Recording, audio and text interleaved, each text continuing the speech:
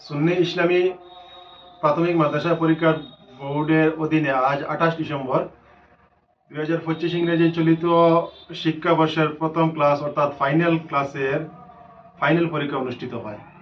চলিত মাসের 20 তারিখ থেকে 24 তারিখ পর্যন্ত প্রথম ক্লাস থেকে চতুর্থ ক্লাস পর্যন্ত বিভিন্ন বিষয়ের বার্ষিক পরীক্ষা অনুষ্ঠিত হয়েছিল। বিষয়গুলির মধ্যে মৌখিক, প্র্যাকটিক্যাল ও আরবি লিখিত।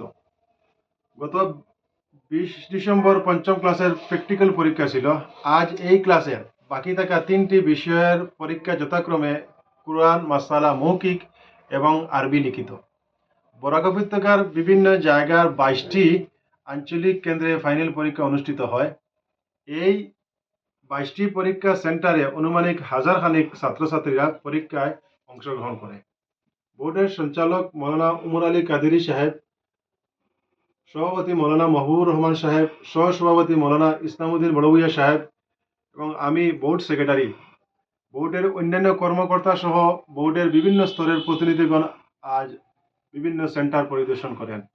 অত্যন্ত সুষ্ঠু ও সুন্দর পরিবেশে আজকের ফাইনাল পরীক্ষা অনুষ্ঠিত হয় এ খবর বিভিন্ন ভিজিটর বা পরিদর্শকগণ আমাদেরকে রিপোর্ট দেন।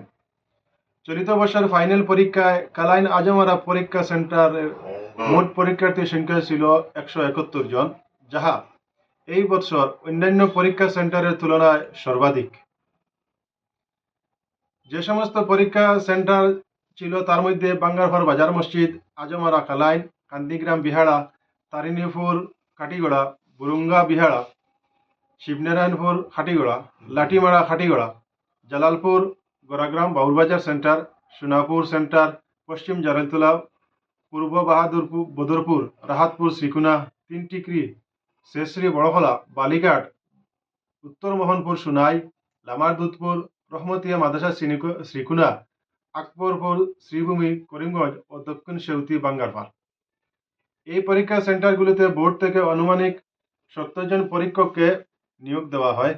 আগামী বছর বরাক উপত্যকা থেকে আরও 4-5টি আঞ্চলিকের পরীক্ষা সেন্টার বোর্ডের সাথে যোগ হবে ইনশাআল্লাহ।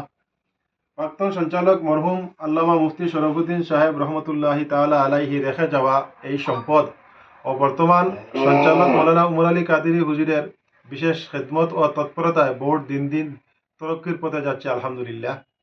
আজকের এই পরীক্ষা সুন্দর করতে যারা বোর্ডের সাথে স্বতঃস্ফূর্তভাবে খিদমতে শরিক ছিলেন, প্রত্যেককে বোর্ডের পক্ষ থেকে আন্তরিক মুবারকবাদ।